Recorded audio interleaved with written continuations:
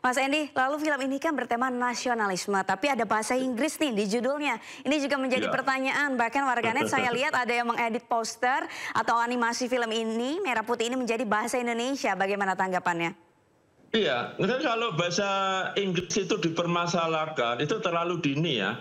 Di pergaulan anak-anak, semua bahkan kita dewasa, di kru film, di media, kita suka mengkomben. Bahasa-bahasa gaul juga begitu. Ini kan film, kita desain untuk anak-anak, di mana anak-anak itu kan perlu tumbuh kembang beradaptasi dengan dunianya dimensi yang berbeda. Karena itu kita mengkomben dengan bahasa yang sederhana dan familiar di telinga. Merah putih, one for all. Artinya anak-anak kita sekarang sudah canggih, dia juga mendapat edukasi pelajaran-pelajaran bahasa asing. Gitu loh. Jadi bahasa gaul mereka, bahasa cuitan sehari-hari juga selalu kombinasi dengan bahasa begitu gitu. Jadi ini sudah bukan bahasa yang aneh dan bahasa asing, tapi kita mengadaptasi apa yang sedang terjadi di dalam kekinian saat ini. Baik, lalu ada latar digital seperti Street of Mumbai dalam film bertema nasionalisme Indonesia, apa alasannya?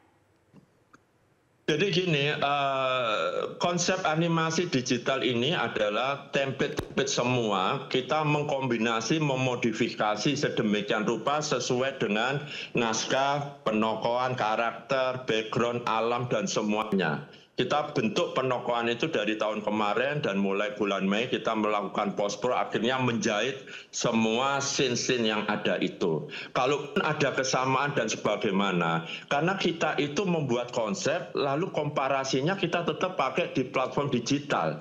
Karena memang kita digital, kita melihat, oh ada begini ya, oh semestinya begini, semestinya begini. Nah, kombinasi itulah yang akhirnya mungkin bisa menyerupai identik dan sebagainya. Tetapi secara overall semuanya ini kita mengkompilasi menjadi satu narasi audiovisual yang sederhana, yang simpel, dan jadilah Merah Putih One for All ini, Mbak.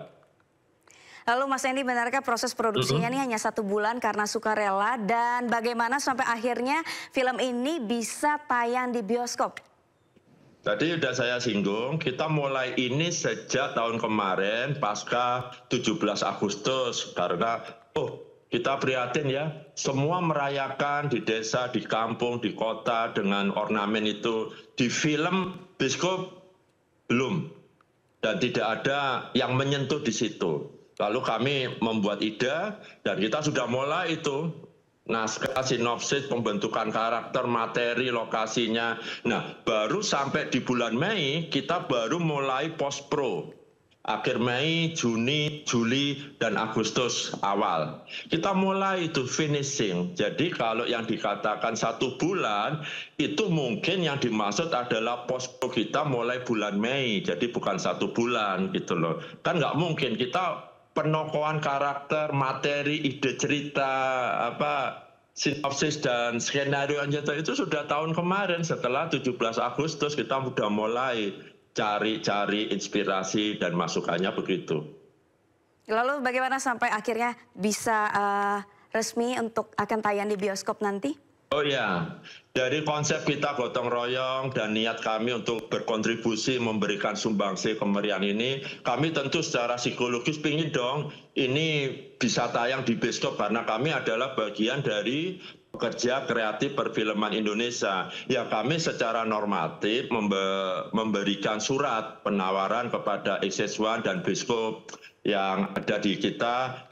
Ini kami punya film ini, dalam rangka ini, apakah bisa kami mendapat sama gitu. Belum ada respon, lama-lama, dan bahkan katanya, wah ini terlalu mepet karena jadwalnya gini. Akhirnya kita diberi kesempatan untuk secara fisik mereka ingin melihat tayangannya, bukan hanya dalam bentuk MP4, tapi secara digital bioskop dalam bentuk DCP, digital cinema gitu, platform dan digital cinema package. Mereka kita kasih, mereka melihat, ini ada revisi, bisa nggak diperbaikin? Oh kalau dikasih kesempatan, kami akan perbaiki. Itu ada revisi lagi kita berikan. Sampai akhirnya SS1 nggak tahu pertimbangannya apa memberi kesempatan kepada kami untuk menayangkan ini walaupun tidak bisa penuh karena keterbatasan layar yang sudah terjadwal. Dan kami sangat mengapresiasi pihak SS1 dan Sam Studios yang sudah memfasilitasi dan berkontribusi. Mereka ikut memeriahkan 80 tahun ini dengan memberi kesempatan untuk tayang di bioskop ini. Ya, lalu Mas Endi, dengan banyak tanggapan ataupun komentar, apakah ada rencana untuk merevisi atau menyempurnakan film ini sebelum tayang resmi nanti? Kan nggak bisa sudah kan, ini kan materi sudah masuk kepada pihak bioskop gitu loh. Dan menyempurnakan, nah itu yang saya bertanya, standarnya di mana sih menyempurnakan? Karena kami punya standar untuk memeriahkan ini dengan konsep film animasi yang model begini. Nah, kalau standarnya film animasi itu seperti apa? Standar kita membuat film real itu seperti apa standarnya? Kan nggak ada aturan baku. Yang menjadi standar adalah apakah film ini berhasil atau tidak, itu adalah penonton.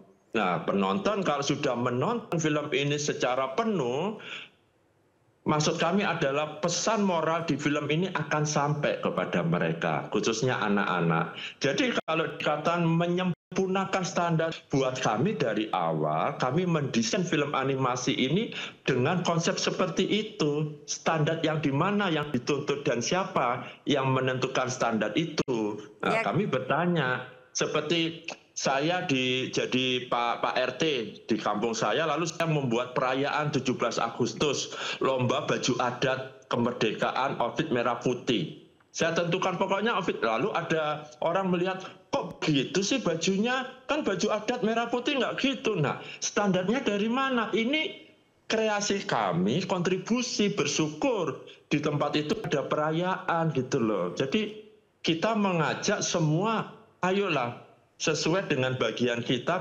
kontribusi menyumbangsikan, memeriahkan 80 tahun spesial ini, kemerdekaan. Bukan tahun ini aja. Ini saya menginspirasi, men-trigger kawan-kawan dari semua bagian. 17 Agustus tahun depan, ayo kita berikan, khusus di film ya, berikan tontonan film, bukan hanya sifatnya perjuangan kebangsaan, tapi yang segmented langsung menyentuh proklamasi merah putih. 17 Agustus itu tidak lari dari merah putih, tidak lari dari pengibaran bendera Sang Saka. Nah, jadi keberanian, apakah kita berani memberikan kontribusi? Karena efeknya kan jelas, secara psikologis kalau dasarnya niatnya untuk komersil, pasti nggak nyampe. Dengan film begini, komersil pasti nggak dapat gitu loh. Ya Mas Endi, mungkin saya potong sedikit, mungkin standar yang dilontarkan atau digaungkan itu mungkin standar dari film-film animasi Indonesia sebelumnya yang juga sudah tayang di bioskop begitu, yang dibandingkan dengan film Merah Putih ini. Bagaimana tanggapan Mas Endi? Dan juga yang terakhir, berapa target dari Mas Endi sendiri untuk penonton film Merah Putih ini? Oke, yang pertama, kalau suatu film dibandingkan dengan film yang lain, pastikan masing-masing itu punya visi yang beda, tujuannya yang beda. Dulu ada film yang digarap begitu canggih, kualitas, efek, dan teknologinya tongkat emas. Biayanya puluhan miliar, tapi dia nggak sukses di bioskop. Tapi ada film yang digarap biasa, biayanya nggak 1 M, Olga Taman Lawang. Tapi dia sukses luar biasa di bioskop. Jadi nggak ada. Kalau dibandingkan, Olga Taman Lawang itu kualitasnya jauh daripada tongkat emas.